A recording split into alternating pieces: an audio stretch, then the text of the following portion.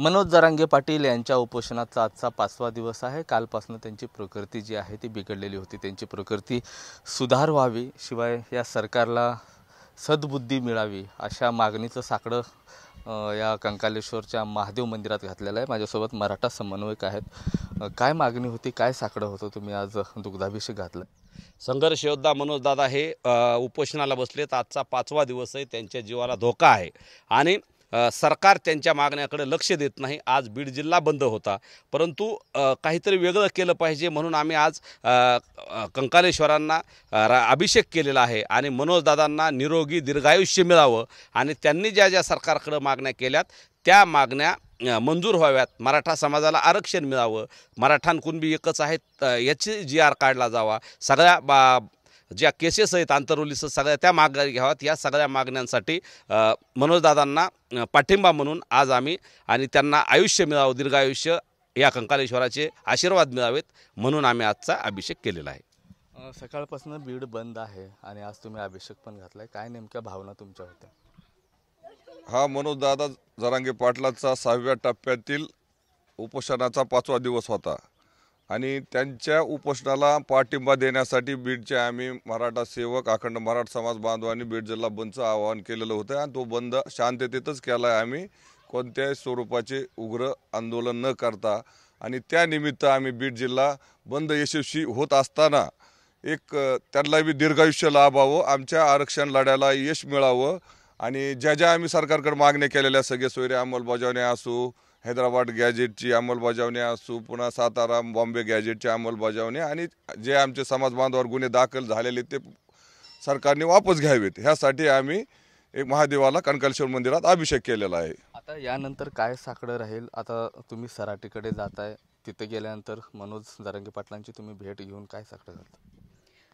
आता मनोजदादा जरांगे पाटलांचा आजचा उपोषणाचा 5वा दिवस आहे आणि खरोखर आधीच्या भरपूर उपोषणं झालेले, त्यामुळे त्यांची तब्येत हे उपोषण करण्या एवढी सुद्धा त्या पद्धतीची नव्हती। तरीही मनोजदादांनी समाजाला समोर धरून हे उपोषण अतिशय तळमळीने आणि आत्मीयतेने केलेले आणि त्यांची तळमळ आणि आत्मीयता जी आज त्यांची जी परिस्थिती या समाजासाठी आहे आणि त्यांच्या तब्येतीला सुखरूपते यातून बाहेर यावेत आणि त्यांच्या मागण्या या गेंड्याच्या कातडीच्या सरकारला या मागण्या त्यांनी मान्य करावेत। ज्यावेळेस व्यक्तीच्या सर्व गोष्टी हताश होतात त्याशिवाय परमेश्वराशिवाय शिल्लक कोणी राहत नाही, त्यामुळे आज आम्ही इथं महादेवाला अभिषेक करून त्यांच्या दीर्घ आयुष्याची आणि त्यांच्या मागण्या सरकारने मान्य कराव्या अशी त्यांना सद्बुद्धी द्यावी यासाठी आम्ही आज इथं साकडं घातलेलं आहे। मनोज जरांगे पाटलांची भेट घेतल्यानंतर उपोषण कुठेतरी मागं घ्यावं अशी विनवणी तुम्ही पाटलांना करणार आहात?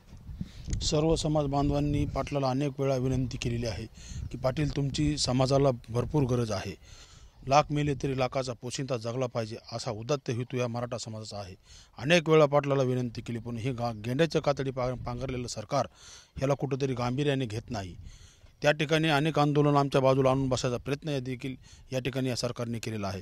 तुम्ही कालपासून पाहता सोशल मीडियाच्या माध्यमातून मराठा समाजावर किती अन्याय करणार।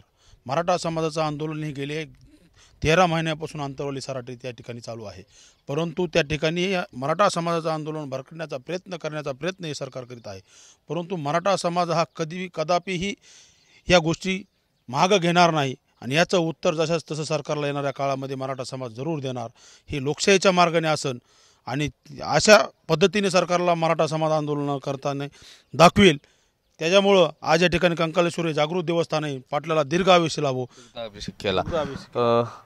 आज बीडचं बंदचं आव्हान होतं, आता उद्या कुठलं आव्हान असणार आहे? काय अल्टिमेटम या सरकारला राहणार आहे पाटलांची प्रकृती जर स्थिर नसली तर? पाटलांची प्रकृती जर बिघडली तर ऐकून घ्या, अख्खा महाराष्ट्र पेटून उठेल आणि माझा मराठा 6.5 कोटी 7 कोटी झालेला आहे, तो पेटून उठल्याशिवाय राहणार नाही।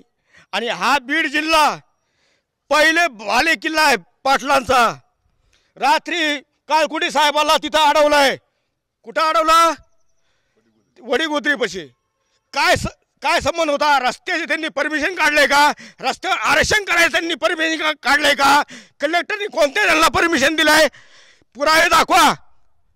आणि एकच आमचं निवेदन आहे की आमच्या पाटलाला केसालाही धक्का लागला तर अख्खा महाराष्ट्र जळेल। महाराष्ट्र नक्कीच हे जे आहेत थोडे आक्रमक झालेले आपल्याला पाहायला मिळतात. मात्र दुसरीकडे जर बघितलं तर सरकारनं जर लवकरात लवकर निर्णय जर घेतला नाही तर महाराष्ट्र पुन्हा एकदा पेटून उठल असा इशारा देखील मराठा समन्वयक देताना आपल्याला पाहायला मिळतात.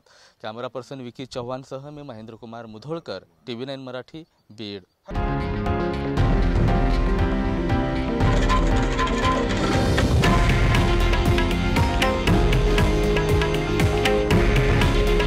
हे आहे देशातील नंबर 1 न्यूज नेटवर्क आणि आपण पाहत आहात TV9 मराठी. काळजी तुमची, हित महाराष्ट्राचं.